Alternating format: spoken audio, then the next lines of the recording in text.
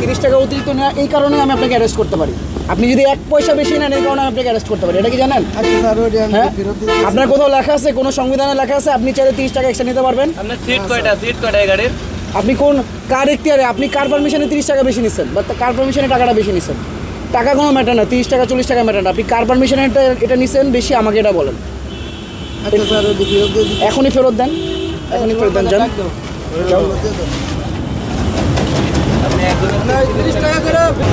দর্শক, আমরা দেখতে পাচ্ছি যে সেনাবাহিনী এই মধ্যরাতে ঠিক তাদের যে অভিযান অতিরিক্ত ভাড়ার বিষয়ে সেটি কিন্তু চলমান রয়েছে এবং সেনাবাহিনী একের পর এক গাড়ি থামিয়ে অতিরিক্ত ভাড়া আদায় যারা করছে সেই সকল যারা গাড়ি রয়েছেন এবং গাড়ির যারা স্টাফরা রয়েছেন তাদের বিরুদ্ধে কিন্তু ব্যবস্থা নিচ্ছেন।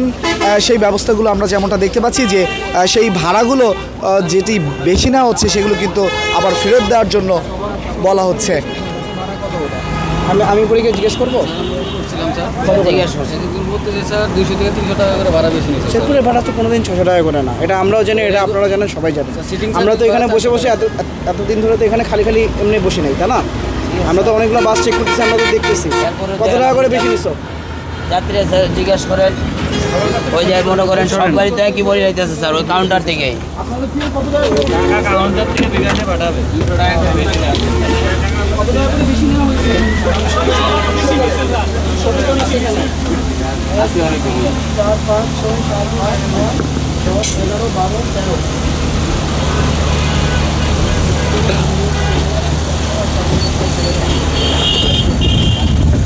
জীবনের সব আয়োজন এখানে একসাথে।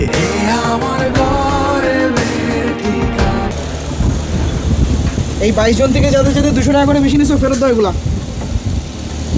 গাড়ি আরেকটা লোক কই একবার হ্যান্ড একটা গাড়ি আরেকটা লোক নাই, সব দৌড়াই যাও। এই টাকা ভিতরে যাবো না, তো ভিতরে যাবো ফেরত দেওয়ার কথাটা ফেরত দাও, এখন ফেরত দিব, আমরা বাস ছেড়ে দিব। আর যদি তোমরা এখানে চাও যে তোমরা যদি চাও এখানে লেট করবা, তোমরা লেট করতে পারো, আমি কিন্তু বাস এটা আটকে রাখবো না, আমি তোমাদের একজনকে অ্যারেস্ট করে রাখবো আর বাসের জায়গায় বাস ছেড়ে দিবে। বুঝতে পারছো? গাড়ি এটা সাইড করো, এটা টাকা যত তাড়াতাড়ি ফেরত দিবা তত তাড়াতাড়ি টাকা ফেরত না দিয়ে যাইতে পারবেন না, যত তাড়াতাড়ি দিবেন যাও, তাড়াতাড়ি টাকা ফেরত দাও, তাড়াতাড়ি যাবে।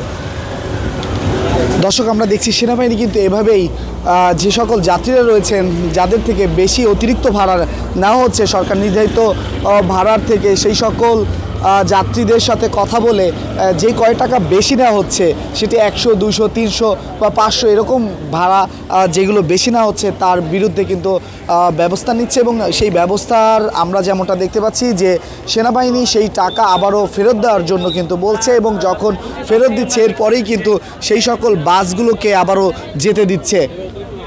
শেরপুর থেকে নর্মালি ভাড়া 300 থেকে 400 টাকা, ঠিক আছে। আজকে হারা নিচে 600 টাকা 700 টাকা লোকাল, আর দাঁড়াইয়া যাত্রী নিচ্ছে। তারপরে আপনার মুরার ভিতরে দাঁড়াইয়া যেমনে হেমনে যাত্রীর কোনো কুল কিনারা নাই।